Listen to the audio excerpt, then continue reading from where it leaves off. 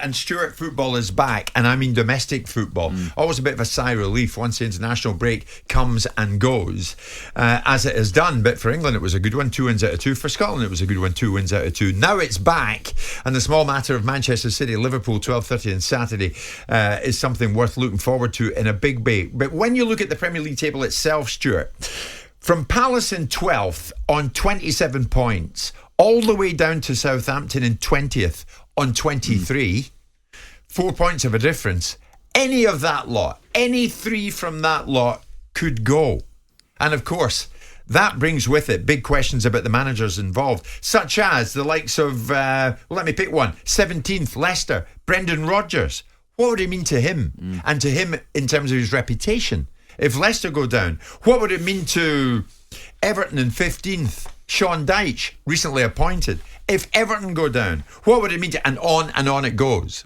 David Moyes is another one. West Ham, 19th. Gary O'Neill, of course, another one. Bournemouth, 19th. I mean, how will it look for them going forward if their club drops? I think for a lot of them it's vastly different. I mean, firstly, I've got to say, Jim, this is what makes the Premier League so good for me. Quite often, it's not just the top of the division, it's the bottom of the division. I've never known a season like this where it goes up to 12th place with less than 10 games or 10 games to go, if you like. Yeah. Where it's really tight. Any of them could go. Exactly, and there's 3 massive head-to-heads at the weekend. Palace, Leicester, Forest, Wolves and West Ham, Southampton. 2 of the bottom 3 in that one playing each other. That's jeopardy. Every week there's a jeopardy game. But I think each manager's in a slightly different position. If I touch on Dyche first off, I think Everton have changed their manager, got a manager that I think will keep them in the division, and also has got the tools, and he's proved he can get them out of the division below if the worst happens. Yeah. So he's in a different position. I think in Brendan and Moisey, 2 vastly experienced managers there, that'll be tough for them. You know, it'll be a major shock if either of those were relegated with their respective teams. No one saw that last summer, that is for sure. Couple of other managers as well. Ruben at Southampton, new in the job. I think Southampton will stick with him. Yeah.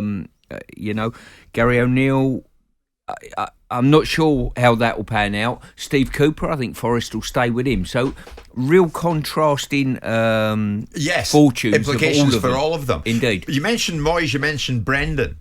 If either West Ham or Leicester drop, where's their next port of call, do you think, Stuart?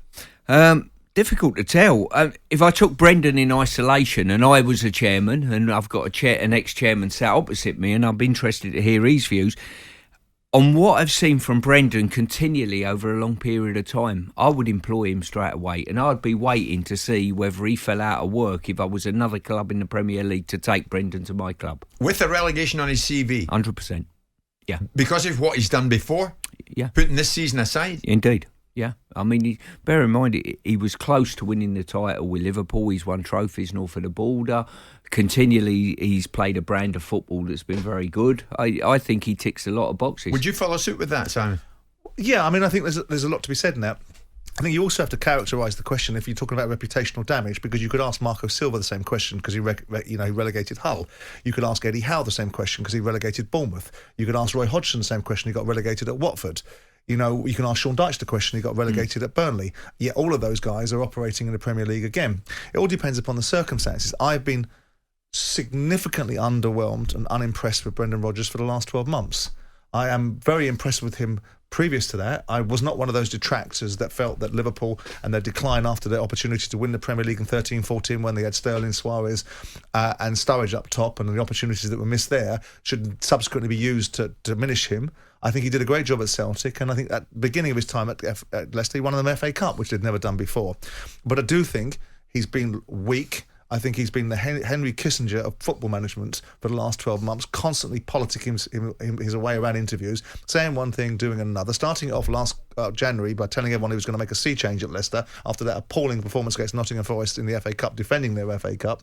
And since that point, everything's gone backwards. They've been a poor side. Yes, Maddison being out of the mix has been a huge part of the equation, but Leicester not being successful and constantly selling their best players doesn't help anybody at all. So after saying what you've saying there, Simon, if Leicester drop, do you envisage Brendan staying there to try and get them back up, or would his vision be, right, another Premier League club will come in for me? He'll run away from the scene of the crime, being the perpetrator of it, because there's no benefit in Brendan Rodgers being in a Championship. I'd be amazed, A, that Leicester got relegated, but B, if they did, if Brendan Rodgers was still in situ. But why would you be amazed? You look at the table, Stuart's described it perfectly, you can see it. Because I think they are, I know this will steer into the narrative that no one likes to hear, which is you're too good to go down, but I'm looking at Leicester, I'm looking at the game that they lost the other day, which James Maddison wrote an article about, where they lost 1-0, I forget who was it against, and everyone went mad, and Maddison went against the press saying, you're not even watching the right game. I mean, I don't know how many chances they needed to have. Iniacho missed everything that was put on a plate for him. He should have had 4 goals in the first half of the game. I think Leicester, as long as Maddison is fit, will have the nous, the wherewithal and the quality to get out of it. What I worry about is whether Roy can arrest the slump of the momentum at Palace, whether Forest can turn this feeble away form into maintaining the solidity of the home form, which is keeping them in that space. And those are the ones, and whether David Moyes is going to be able to get some of those players going, because West Ham are in real jeopardy. I know it's tough, Stuart. You still drop in at West Ham, you still do a bit for the football club. You concerned that, this time, this is it? I'm concerned. Listen, West Ham. They've played the least games in out of all of these 9 teams that are threatened by relegation. But after this weekend, come Saturday night, I think 36 points keeps you in the division. Historically, 35 points keeps you in the division 9 out of 10 times. Yeah. So I think 36 points, let's say this year, keeps you in the division. If Palace and Wolverhampton win, they're on 30 points at the end of this weekend with still 9 games to go. So they're going to get another 6 or 7 points minimum, I think. So there's 2 teams out the equation of the 9 straight away. If they win this weekend. Yeah.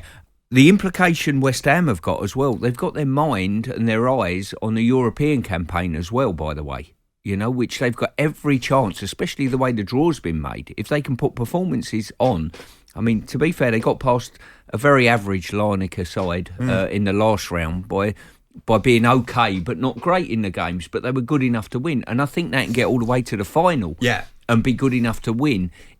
Whether they can win the final when they get there is another point against probably Stuart, a better surely side. West Ham have got enough, A, to survive in the Premier League, and B, to win this Europa League Conference League trophy. I think they have, but they've certainly got to improve on performances, and I think that's probably what Simon alluded to there. They've got a squad of players in that.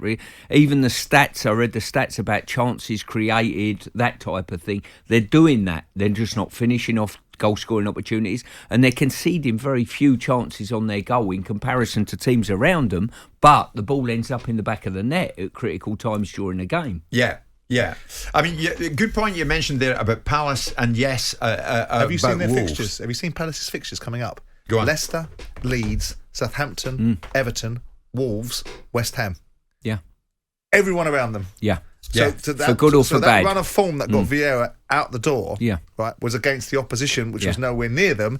And coming into this period, Hodgson picks up 6 sides that you'd want to have. With due respect, if you're in trouble, I know they're going to be scrapping. I know they're going to be trying to fight their corner, but they don't have the quality at this moment in time to get themselves out of the problems that they're in. So it gives Palace a fair chance to be able to pick up these points that they need. And I think you're right. I said 36 points the other day. Yeah. If Palace drew all 6 of those games, they'd be all set. They'd be fine. Yeah. Because what they've done is denied the other teams around them maximum of 30 They don't points. score goals. I saw them down at Brighton. They try to score goals, but they don't score goals. West Ham, Southampton on Sunday, Stuart.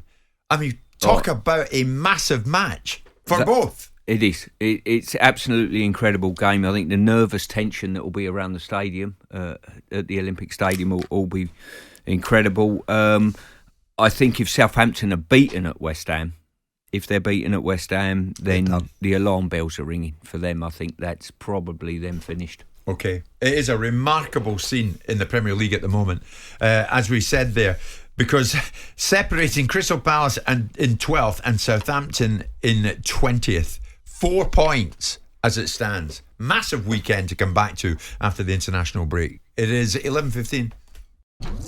Jim White and Simon Jordan. Monday to Friday mornings from 10 on AM, on DAB, via the talkSPORT app and on your smart speaker. talkSPORT.